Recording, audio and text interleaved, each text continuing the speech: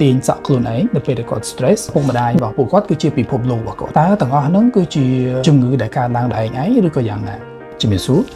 បងប្អូនថ្ងៃនេះខ្ញុំសូមលើកយកពីចំណុច1000ថ្ងៃដំបូងនៃកុមារភាពរបស់កូនរបស់បងប្អូនទាំងអស់គ្នាហើយបងប្អូនឆ្ងល់ទេថាហេតុអីបានខ្ញុំលើកយកការអប់រំបែប1000ថ្ងៃដំបូងយកមកនិយាយក្នុងនាមជាគ្រូពេទ្យសើស្បែក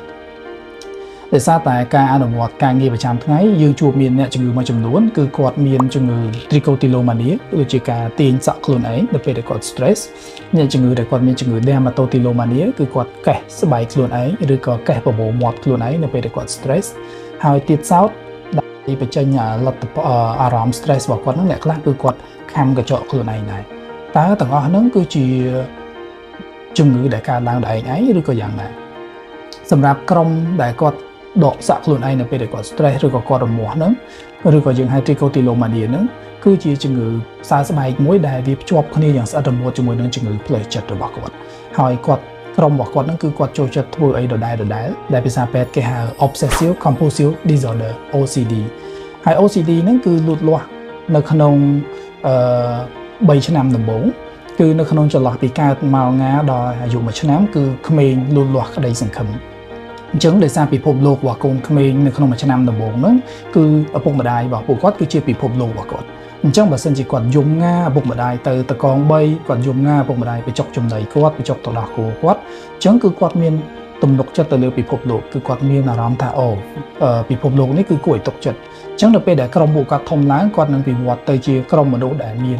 determination ការតាំងចិត្តខ្ពស់ហើយមាន trust មានទំនុកចិត្តហើយមានក្តីសង្ឃឹមបន្ទាប់ពីគាត់លូតលាស់បាន1ឆ្នាំដល់ឡើងទៅដល់3ឆ្នាំគឺជាវ័យដែលគាត់ចេះគ្រប់គ្រងសាច់ដុំរបស់គាត់ដូចជាសាច់ដុំនោមសាច់ដុំផ្លូវទ្វារលាមករបស់គាត់គឺគាត់អាចគ្រប់គ្រងបញ្ជាទឹកនោមរ